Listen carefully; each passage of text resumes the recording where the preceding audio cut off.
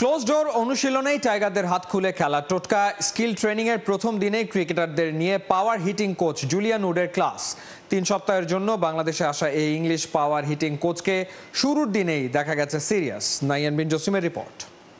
Body শেপটাই অন্যরকম। আমি হয়তো বা চাইলে খুব বেশি পাওয়ার হিটিং গেম খেলতে পারবো না, বাট আমি ব্যালেন্স থেকে ক্রিকেটটা খেলতে পারবো। যত পারো পাওয়ার দিয়ে বাতাসে বল উড়িয়ে মারো, কারণ আকাশে কোনো ফিল্টার নেই তোমার সেই বলটা আটকে দেওয়ার জন্য। তামাম দুনিয়ায় এই কথাটাই ক্রিকেটারদের মস্তিষ্কে সেট করে দেয়া, আর তার টেকনিকটা বেরি করে বেড়ান power hitting coach Julian Wood. টাইগারদের সঙ্গে প্রথম ক্লাসেও শিষ্যদের হয়তো সেই বার্তাটাই দিচ্ছিলেন এই ইংলিশ কোচ। তার কথায় সবার গভীর মনোযোগ। উডের দেয়া টোটকায় নিজেদের বদলে ফেলেছেন Ben Stokes, Joe Root, Sam Billings, লিভিংস্টোনরা।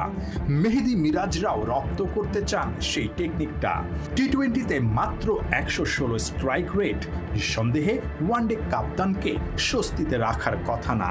তাই পাওয়ার হিটিং এর ক্লাসে মিরাজকে দেখা গেছে দারুণ সিরিয়াস। শান্ত উডকে দেখে নিজে হাত বাড়িয়ে দিয়েছেন, উডও এগিয়ে এসেছেন।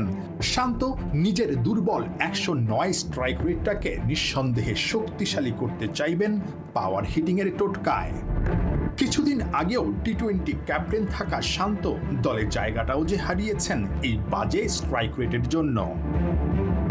হেড কোচ ফিল সিমন্সের কথায় 3 সপ্তাহের জন্য বাংলায় আসলেও বাংলাদেশ দলের জন্য একজন পাওয়ার হিটিং কোচের ভূমিকা কতটা গুরুত্বপূর্ণ সেটা নিয়ে লিটন দাস খেলাযোগে খোলামেলা কথা বলেছিলেন ক্যাপ্টেন্সি পাবার পর।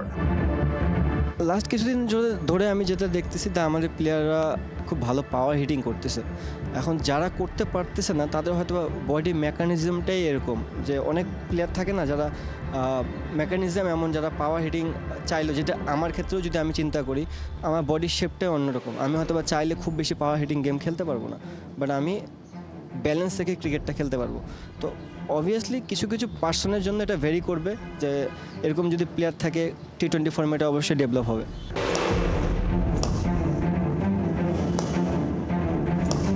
চলতি বছর ছক্কার সেঞ্চুরি, ম্যাচ প্রতি 9টা ওভার বাউন্ডারি। সাম্প্রতিক সময়ে চোখে পড়েছে টাইগার ব্যাটারদের বিগ হিটিং অ্যাবিলিটি। তারপরও টাইগারদের পাওয়ার হিটিংয়ে উন্নতির জায়গা দেখেন সাবেক কাপ্তান আকরাম খান। আমাদেরকে দেখা যাবে ফার্স্ট বলে ম্যাক্সিমাম আমরা কিন্তু পিছনে শট খেলি, কিন্তু আপনার পাওয়ার হিট যেটা হলো যে মনে করেন যে আপনার মিড অন দিয়ে মিড উইকেট দিয়ে যে 6 মারা, এগুলো যদি আমরা ডেভেলপ করতে পারি তাহলে আমাদের স্ট্রাইক রেটটাও ভালো হবে এবং আমরা আস্তে আস্তে ডেভেলপ করব।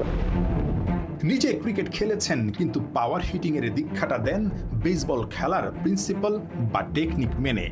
মাথার সঙ্গে শরীরের জোরের কেমিস্ট্রি হওয়া চাই পাক্কা। ক্লোজ ডোর অনুশীলন হয় দেখা যায়নি তামিম ইমনদের দেয়া জুলিয়ান উডের পাওয়ার হিটিং এর সেই দীক্ষাটা। তবে নেদারল্যান্ডসের বিপক্ষে আর এশিয়া কাপে ঠিকই বোঝা যাবে হিটিং এর দক্ষতা কতটা রপ্ত করতে পেরেছেন উডের শিষ্যরা। নাহিয়ান বিন জসিম, একাত্তর।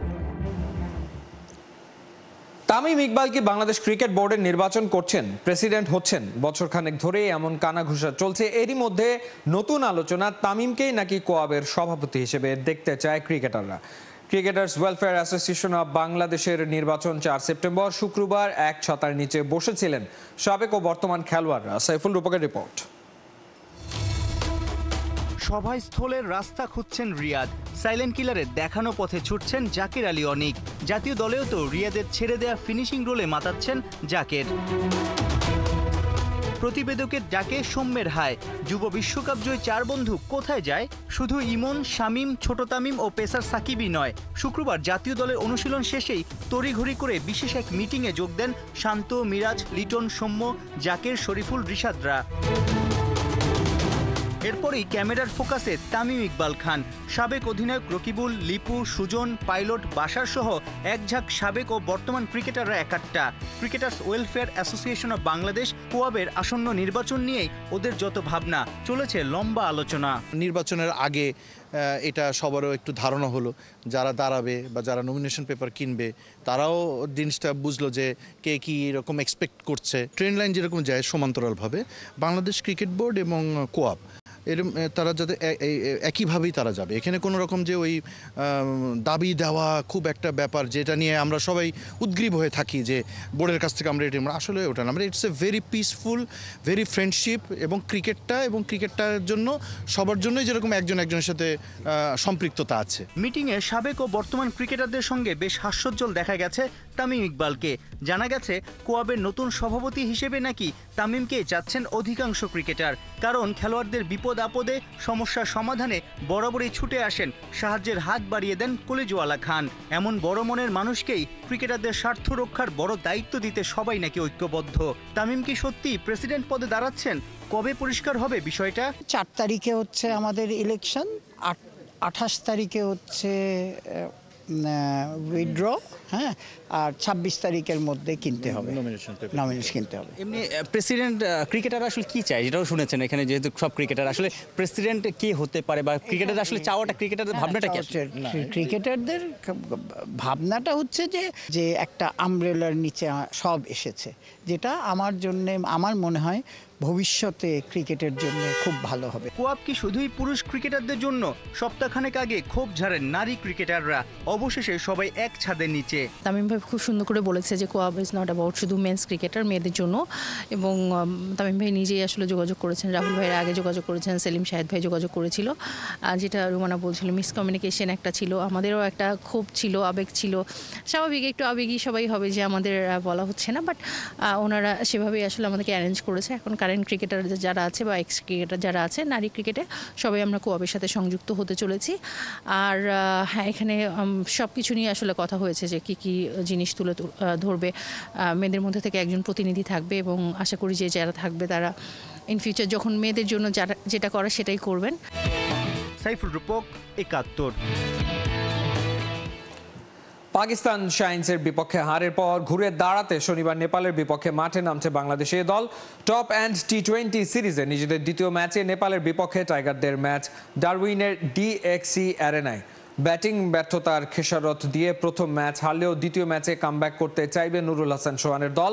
নেপালও চাইবে জয়ে ফিরতে। বাংলাদেশ এ দলের মতো প্রথম ম্যাচে হেরেছে তারাও, তাই মানসিকভাবে দুই দলই হারের বৃত্তে পড়ে আছে। শক্তিমত্তা আর অভিজ্ঞতার হিসাবে বাংলাদেশ এ দল এগিয়ে থাকলেও নেপাল জাতীয় দলের বিপক্ষে টাইগারদের লড়াইটা মোটেও সহজ হবে না। আগামীকাল দুপুর 2:30টায় মাঠে নামছে দুই দল।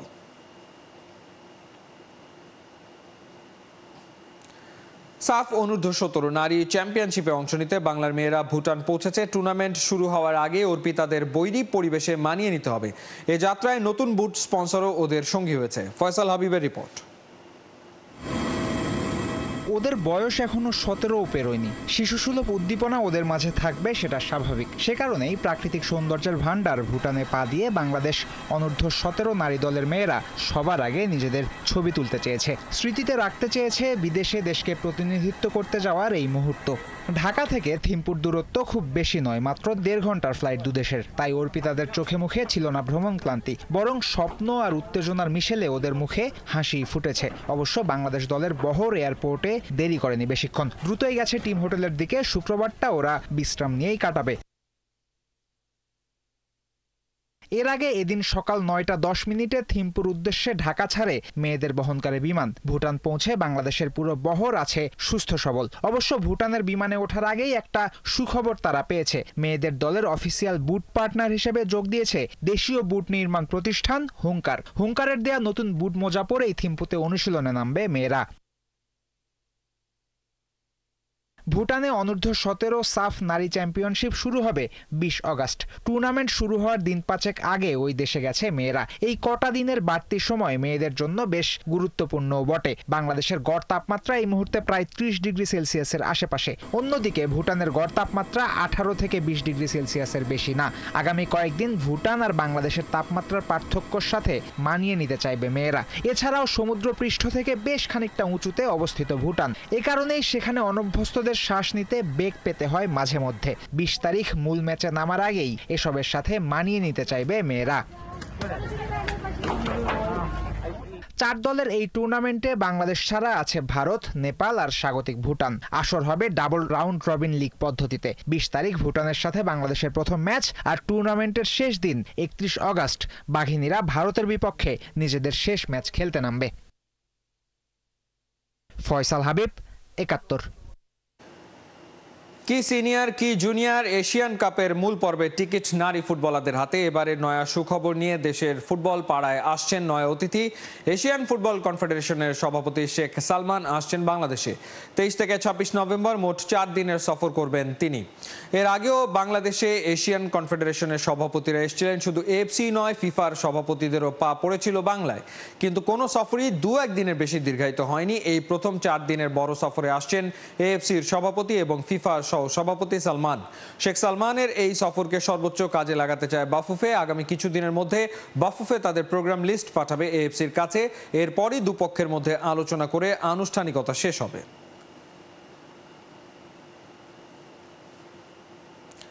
কারাবাও কাপের ফার্স্ট রাউন্ড থেকে বিদায়ের 72 ঘন্টা কাটতে না কাটতে আবারও মাঠে নামছে লেস্টার সিটি। চ্যাম্পিয়নশিপে হামজাদের প্রতিপক্ষ প্রেস্টন নর্থ এন্ড। ল্যাঙ্কাশায়ারের ডিপ ডেলে হামজাদের সামনে সুযোগ ফুল 3 পয়েন্ট নিয়ে টেবিলের শীর্ষে ওঠার। এদিকে কারাবাও কাপে গোল করা হামজার সুযোগ আছে স্টার্টিং 11-এ মাঠে নামার। বিস্তারিত পার্থবণিকের রিপোর্টে। সেই একই পাওয়ার, সেই একই রেজাল্ট। কারাবাও কাপে লেস্টারের জার্সিতে হামজার গোল অনেকটা 5 বছর আগে নিউক্যাসল ইউনাইটেডের বিপক্ষে গোলের সিমিলার। হামজার পাওয়ারফুল শটে অপোনেন্টের ডিফেন্স ভেঙে চুরমার। কিন্তু আফসোস, এই হাসি নিয়ে হামজা মাঠ ছাড়তে পারেননি। মৌসুম শুরু হতে না হতেই কারাবাও কাপের ফার্স্ট রাউন্ড থেকে বিদায়। তাও লিগ 1-এর দল হাডার্সফিল্ডের কাছে হার। সেটা কি মানা যায়? 50 শামুকে পা কাটার 3 দিন পর আবারও চ্যাম্পিয়নশিপের লড়াই ফিরছে লেস্টার সিটি। হামজাদের প্রতিপক্ষ Preston North End. Away match খেলার জন্য যেতে হবে ল্যাঙ্কাশায়ারের ডিপ ডেলে। তবে ম্যাচের আগে আলোচনায় কোচ মার্তি সিফুয়েন্তেসের স্ট্র্যাটেজি। কারাবাও কাপে সিফুয়েন্তেস লেফট ব্যাক থমাসকে রাখলেও ফার্স্ট 11-এ রাখেননি ভেস্টারগার্ড, ওকলি আর জাস্টিনকে। তাদের পরিবর্তে সুযোগ দেন নেলসন, উডফায়েস আর রাইট ব্যাক হামজা চৌধুরীকে। হামজার ডিফেন্স সামলে এক গোল করে যেমন নজর কেড়েছেন, তেমন খানিক বাদেই ডি বক্সে ট্যাকেল করে পেনাল্টিও হজম করেছেন, যেখান থেকে গোল করে সমতায় ফেরে হাডার্সফিল্ড। তারপরেও এখন ফার্স্ট চয়েস থেকে হামজাকে বাদ দেবার ভুল হয়তো করবেন না লেস্টার কোচ। ডিফেন্সের পাশাপাশি একই সাথে অ্যাটাকিং মিড আর রাইট উইংয়েও হামজার পজিশন চেঞ্জের ক্যাপাবিলিটি তাকে এগিয়ে রাখছে বাকিদের চেয়ে।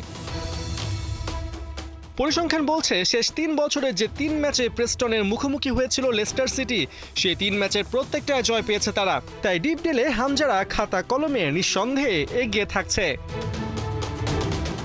অন্যদিকে গেল মৌসুমে মাত্র 1 পয়েন্টের জন্য চ্যাম্পিয়নশিপ থেকে রেলিগেটেড হয়নি প্রেস্টন। তার উপর ঘরের মাঠেও সাম্প্রতিক রেকর্ড তাদের পক্ষে নয়। ডিপ ডেলে শেষ 6 ম্যাচে একটাও জিততে পারেনি তারা। 4টাতে হার আর 2টাতে আছে ড্র।